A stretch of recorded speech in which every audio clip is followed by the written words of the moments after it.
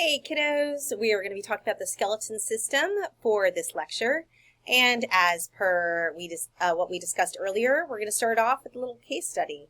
Babies are fragile, but this next story is about a little Winnipegger who's so delicate even sneezing could cause his bones to break. As CTV's Michelle Gerwing reports tonight, he has a severe form of an inherited disease called osteogenesis imperfecta, or brittle bone disease.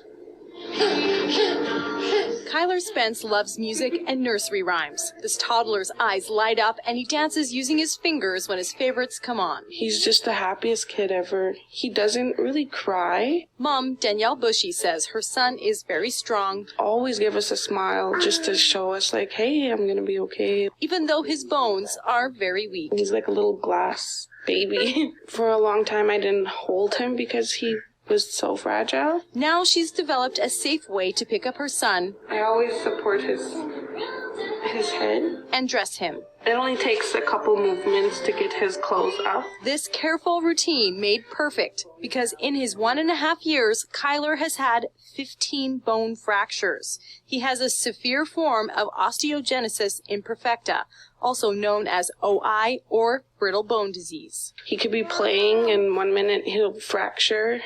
He could be just laughing. He could break from sneezing, coughing, anything. And Bushy says those are the ones they know about. And there was a lot more that we can't see on the x-rays because they're microfractures. Well, these children have a defect in their collagen, so when they make the structure of bone, the minerals, calcium and phosphorus, can't get into it to make it strong, solid bone. Dr. Celia Rod says on average one baby is born with OI each year in Manitoba, and 90% don't have a family history of the disease. She says there are different forms of OI, some more serious than others. So once again, collagen is playing a vital part in developing bone strength, just like it played a vital part in the cohesivity of the epidermis.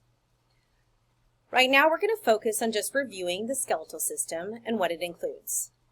The skeletal system includes bones, joints, cartilage, tendons, which hold bone to muscle, and ligaments, which hold bone to bone. The function of the skeletal system is to support the body, protects soft organs, it aids in movement with the help of your muscular system, storage of minerals and fats, and it forms blood. Bone cells come in a variety of different types. Usually when you think of a bone cell, you're going to think of something like an osteocyte right here, which maintains bone tissue. But there are osteoblasts, which also maintain the bone matrix. There's stem cells, which can become any type of bone cell, and osteoclasts, which reabsorb bone. You don't need to know that. What I do want you to know is I want you to know that bone tissue is going to be variable. Some of it's going to be compact here on the outside. There's going to be spongy bone towards the inside, and in the very middle you're going to find the bone marrow, which produces red blood cells. In general, there's 206 bones in the adult human body. They are comprised of two major sections, the axial skeleton, which includes the skull, vertebral column, and rib cage, and then the appendicular section of the skeleton, which includes the bones of your arms, legs, your shoulder, and your pelvis. The skull is kind of interesting because it wasn't always exactly like this. In adults, it looks like this. In babies, it looks like this. The fact that the plates of the skull have not fused in a baby's skeleton is due to the fact that as the baby is navigating the birth canal, it may have to be malleable so that it can form kind of like more like a cone shape so it can slide through the birth canal. As the baby ages, that fontanelle or the tissues inside are going to calcify and the bones will eventually fuse. The vertebral column has 4 normal curvatures. What I really want you to know is that the function of the vertebral column is to protect the spinal cord.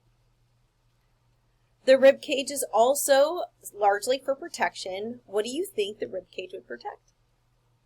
If you said the heart and the lungs, you're probably spot on. So the rib cage has what we call true ribs, false ribs, and then it also has floating ribs. The true ribs are actually connected here to the sternum. False ribs are connected to cartilage, which connects to the sternum, and the floating ribs are down here and don't connect to anything at all. The bones of the upper arm include the humerus, the radius, and the ulna.